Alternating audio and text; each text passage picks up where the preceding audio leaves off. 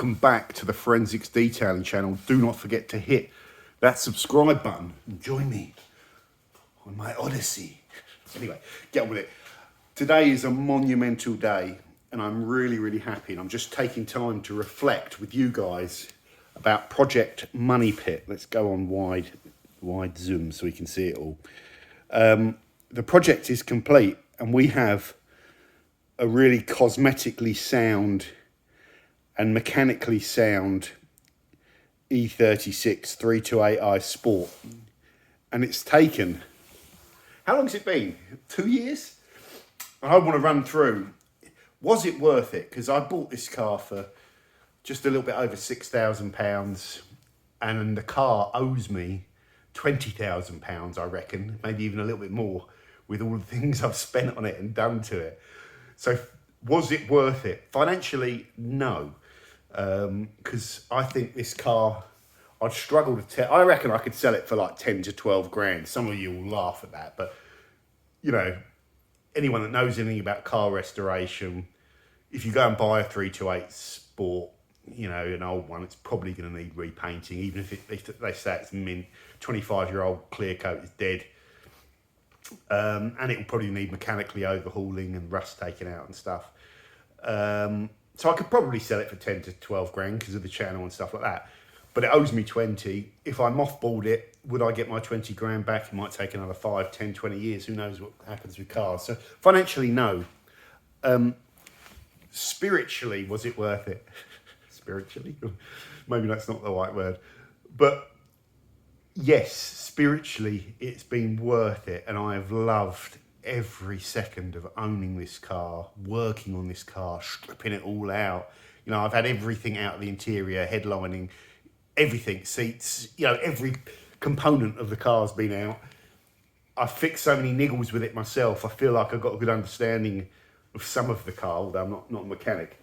Let's go through what I've done on this car, and then you can get an idea of how much work has gone into this. You know, so let's start. So first of all, the interior of the car, we had every component out, all the leather seats, and they all got finished by the legend that is Ram of Geist. All got refinished. You know, it's a massive amount of work, but Ram is an expert on that, and we had a great couple of days doing that and shooting some videos. So that was a job, but that would cost a lot of money, you know, to get someone like Ram in to do a full interior like that. So there you go. I got a new gear knob because the old one was worn out, and that's something that you really want to keep nice, you know, so it's really important to have a really nice gear knob. I got a replacement steering wheel. I found someone selling one on eBay for like 25 quid, and it was mint. Well, it was on a Facebook page actually. It was absolutely mint. And the other one I had in there was knackered. I got new floor mats, replacement ones, which I'm not 100% happy with, but at least they're BMW ones. I'll probably, well, let's not talk about things to do. The headlining, I took the headliner out, the little tub, and refinished it myself because it's about 880 quid to get a new anthracite headlining from BMW. The material cost me like 70, 80 quid and the glue a tenner. And I found that reasonably straightforward to do the headlining. I've done a video on that. So that, and doing the video probably pays for the headlining costs. So doing all this restoration stuff and filming it, you can offset the costs. Passenger door actuator, did that myself. Got a door actuator from a breaker. Seatbelt buttons, yeah, they've gone like white. So I actually used silicone grease on them. And to this day, okay, I hadn't looked at them for ages. To this day, they're still looking amazing. Well, yeah, they are looking good. They've still got a little bit of sheen on them. They were white. So silicone grease is a good little thing that worked for me. Sort of soaks into the plastic and stays there. Driver's door glass seal. Yeah, it was all sticking up, I think, that seal on the inside. It just needed, like, pushing back down and sorting out. So I did that. And it was part of taking the door card off as well. The stereo wires, it had all aftermarket stereo in it. So I stripped all of that out. socket. I don't know what that is. Matte clips. All right, let's just move on. Steering wheel was good. Oh, I've missed some of these. Yeah. Exterior. The driver's headlights was misting. I've replaced both the lenses. So we've got brand new lenses in there and they seal properly because the other ones have been cracked, like where they've taken them off and ripped the sort of plastic clips off of them, just ripped them off, snapped them. And I replaced those turning lights, you know, the orange ones. And I replaced the side indicators with ambers as well. So they look all fresh. The bonnet was sitting high. I've sorted that out. Engine bay screws. Don't know what that means. I think I went and bought some engine bay screws to replace because some of the screws in the slam panel weren't the right ones. Oh, tools. There were tools missing. So I got those and the screw for the plastic tool container. My mate broke the first time he opened it. Turned it the wrong way. It was heavy-handed. Handle seals. So all these door handle seals were perished. So I took the door cards off, replaced all the seals. Nice, cheap job. Front and rear emblems were all, I think they were black ones when I got them. So I went with the BMW OEM. I'm not going to go with eBay ones because they won't, you know, I want proper ones. Washer jets were all blocked up. So I just put those in vinegar, I think, and poked a pin at them. Yep, done that. Number plates, new number plates, because the old ones were all faded and horrible. Done the orange bits. Rear window lower seals, ended up doing these twice. So these were all perished. The rubber seals inside were all perished. So I did those, then got the car resprayed, did it the wrong way round, and they restuck down these seals, and the glue they used didn't take. So I ripped these seals off and went and got other ones. I've still got those seals though because they're new. You could probably get some fresh 3M tape and redo them, but I just wanted to do it properly. For 40 quid each, I did it again. So some of the jobs I ended up doing twice, but it was worth it. Front scuttle, so I got a new scuttle because the old one was a bit perished and, you know, horrible. So you want a nice fresh scuttle down there, that little bit of plastic that goes under there. This is all costing money. Rock Dick? What's that? Rock Dink.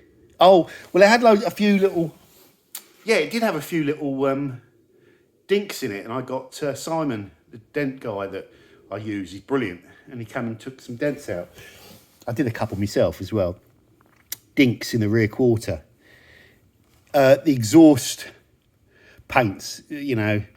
But the exhaust, I knew the back box on there was knackered and it was like hanging down. The exhaust mounts were rubbish. So I got new exhaust mounts for it and new rubbers and hung it properly after they failed. So that's all been, that was taken care of. Lower plate OEM, don't know what that means. M badge, yeah, debadged it and ended up ripping the paint off, but never mind. It's also had a replacement rear boot because the old one was rotten. And I got the last brand new one from BMW. They did us a favour on that. So that was good. Rear underplate screws. Don't know what that means. Oh, it's for the where the light is on the rear tailgate, but underneath where the number plate is and up. They were all rotten, so I got 4 new screws. Wiring for the brake light the wiring for the brake light on the spoiler was all, some of the lights didn't work, so I got new bulbs for the ones that didn't work and sorted the wiring out. It was all covered in gaffer tape, stripped it down, and I think it had like a loose connection, which I just just resealed, you know. The leaking... There was a leak somewhere in the rear boot, I think, but that seems to fix itself. Didn't have to replace the seals. Fuel filter. Why have I got that done? Oh, I think that, no, fuel rubber. So the rubber seal around the fuel cap was all perished, so I went and got another gasket and did that. Mechanical, I got all the recalls done. I don't think there was any. Oh, adjusted the suspension height because it was sitting so low. Rattle, there was loads of rattles. Stalling, that was fixed. It just needed a service. It was stalling intermittently when I first bought it. I think, yeah, well, let me just make a note, because I also did the throttle cable, which really seemed to help. The throttle cable that was in there was all like rusty and stiff, and it was, so when you revved, it would like rev and then it wouldn't drop back down because the throttle cable was a bit sticky. So a brand new throttle cable, and it really made a massive difference, and I adjusted it slightly so that maybe that helped with the stalling. I did the coolant sensor myself. It melted, the one that was in there, some cheap, you know, cheapo one that just melted. ASC warnings. The ASC, every time you really revved hard and the engine torqued, it was the ASC, which is the high point on the engine, the socket for it, was hitting the underside of the engine and popping off. So it needed new engine mounts, which have been done. Random errors. Subframe was a bit crusty, which was picked up in its first MOT two or 3 years ago, and I got it. And after I did an underside clean, the next time I did like an MOT, the subframe passed without picking up, you know, it wasn't crusty, it just needed a good blast down. There's a bit of surface rust on it. So eventually when that goes, you know, I'll take off the subframe, give it to BMR, and they'll give me a refurbed one, then they'll refurb my one, you know. Bearing near side rear. There was nothing ever wrong with that bearing. It was just something else, I think. Heat shield rattle, the heat shield under the exhaust and under the gearbox has been replaced by BMR. The ASC actuator cable, so the ASC affects is on the throttle, kind of the air intake, and it adjusts it as a way of killing the power or adjusting the power as part of the traction control. It's got a throttle, it's got a cable on it, and then the head adjuster on it snapped. So I got a new throttle ASC actuator cable and did that. Put a new battery in it. Seals, what's that? Or don't know what that is. Seals, don't know. Headlights, I've mentioned, I've done those. I replaced the key fobs because they were all worn out. There you could get the casings quite cheap. Got the new gear knob. Got an OEM stereo, like a BMW one, but it's actually a Rover one. That was 90 quid, but it looks amazing. It was horrible having like an aftermarket stereo that, you know, had all it was like out the 80s with all the funky lights going everywhere. It just looks so much better with like you know, all the correct colours on that original one. I also used a sealant there. You see that? Because those seals are 250 quid each, and it just had a little crack in it. So I braced it with a couple of pipes inside and put that gum stuff that goes hard. It worked really well. Scuttle plates. We've done all this, haven't we? Yeah. Window vent seals, yeah. Steering wheel, yeah. Oh, no, this is E46. I had a problem with the driver's side window, so I had to get a new regulator for that. And that was fine until I had it resprayed, and then something went wrong with it, and I had to get it done again, but I got BMR to do that. Driver's side brake line, a bit of corrosion on it. Ball joint cover on one of the control arms. Stalling, I mentioned. Fluids. Exhaust cover, yeah, heat shield. It was a strange reversing noise. So, well, let's just carry on. The next big thing I got done was all the paint. So I had the wing mirrors done. Chai Cars did those for me, Tom and Harry, and they did an amazing job because they're all bubbled up, and I just thought they were gone. But whatever they did to those was like an absolute stonker of a job. Like, so really good paint, like really flattened down. So that was nice. Yeah, and then it had a glass out full respray done by Dukes, and they did a really good job with it. And when they dismantled it, loads of things broke, like the door handles snapped, and you know, it's just one of those old cars. The glass, when they tried to take the front windscreen out, smashed. So it's got, which is a risk, but it's a good thing because it means I've got a new windscreen done at the same time. So like everything's in the car has been done. Bonnet rust was taken care of.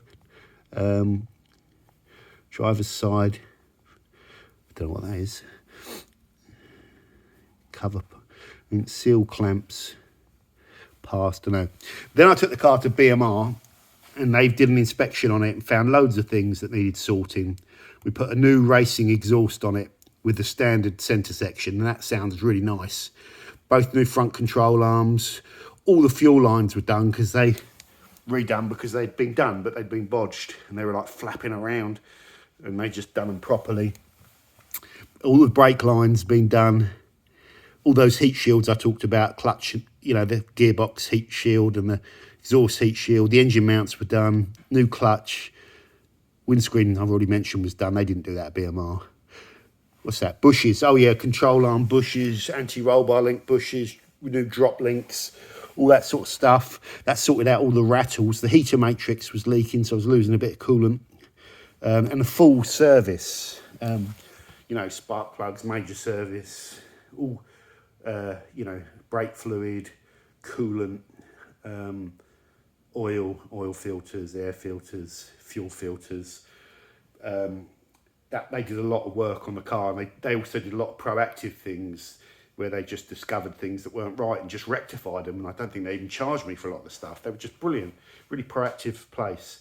Like they noticed all the suspension where it had non-standard coilovers. A lot of people just cable tie the brake, you know, all those lines, you know, the wheel speed sensor and the stuff to the strut, whereas they put in E46 brackets and mounted them all up properly.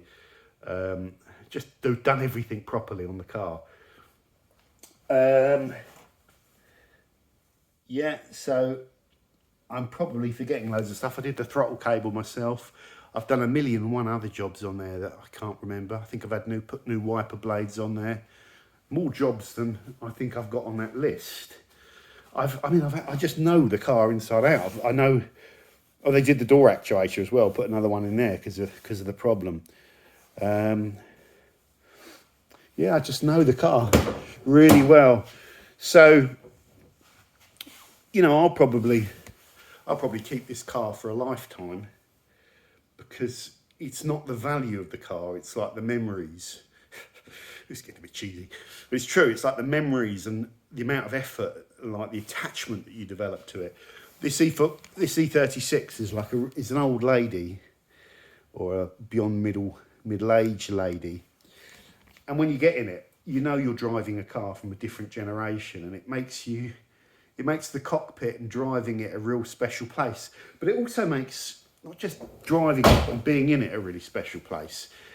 It makes just looking at it, you know, when you finish kind of detailing it and you get it back in the garage and you look at it, it doesn't look so good on this, well, I've got this smartphone, but at certain angles, you know, you see my Instagram where I try and take nice photos of it. I think the car looks stunning. I've had all the wheels refurbed as well. So that is everything done on the E36. And now it's just a case of looking after it, keeping it maintained, keeping it ticking over and enjoying it. And I'll keep it for the rest of my life. Don't message me offering to buy it for £5,000 because I'm not selling it. There we go, guys. So those of you that have bought old cars will know exactly what I've been through here. You'll know because you'll have done it. Don't ever buy a car that's older than 20 years old and think you're just going to buy it and rag it around. It's going to need things doing to it. It's going to need investment. It's going to need love. It's going to need money throwing at it. But then what you get back when it's all done is something really special. Like you can take it to little car meets and that and look at other BMWs and people can look at it and think, yeah, that's a nice car. And it was a rotter when I bought it. The only good things about it was that the engine was sound on it and it had been undersealed. So like the underneath, there was no rust in the jacking points or underneath, no real corrosion there. There was some in the wheel arches and stuff, but I knew it needed a full respray. So, and I knew it was an ideal project car, and I just sort of thought, yeah, I can see the potential. And I really like the fact it's got that tan interior in it. Normally it's a bit like, it'd be nice if it was a bit darker, but it just creates a certain feel to the car that's different from just having the black interior. I probably would never, if I bought this car back in the day, I would have never picked tan. You always tend to go for black because it's just, black's lovely, isn't it? But I wouldn't change it. I wouldn't change it. I think it'd be a bit too, Darth Vader's boudoir if it was all black in there and it was black on the outside. There's a lot of condensation in this garage as well, so unfortunately it gets a bit misty on the paint and the glass. So, but it's as good as I can get it. So I hope you've enjoyed all the content on the E36, guys. There's been lots of positive feedback. Most people seem to really love the car. I think a lot of people that didn't know about them, have seen them and sort of think, that's a nice car, I haven't seen one of those before. If you're one of the kind of younger viewers in your 20s or maybe 30s, you just might not have been so familiar with the E36. Lovely. What are the key characteristics of it? They're light, about 1250 kg. They haven't got massive power, but because they're so light, you can really sort of spin up the rear wheels when you want to. Turn all the traction control off, but you really have to work. You have to rev the hell out of it to keep up with other people when you're going out for drives and stuff. But they're very good handling cars. The steering, the way it feels through a corner is really nice, and I love the way it drives. It's a great road car, I think. So I hope it's given you some enjoyment. We'll continue to show it on the channel every now and then. I think I'm going to put the car into storage. Not because I'm going to mothball it or anything, but just because it's very hard to juggle 3 cars around. And what works really well for me is having one outside that I'm using and then one that I've sort of detailed and sits clean, and then I swap them around. So that's probably what I'm going to do with the Porsche and the M4 this year. The M4, is kind of like my fun car. Don't drive it that much, but if I'm doing a track day or something, the M4 is the one to take. So yeah, you know how I roll. Thank you very much for watching. So hopefully my wallet now, I'm re-establishing a relationship with my wallet based on mutual trust and not me dipping my hand into this thing all the time. So the wallet's lost trust in me. And that is project complete. Take care, guys. See you soon.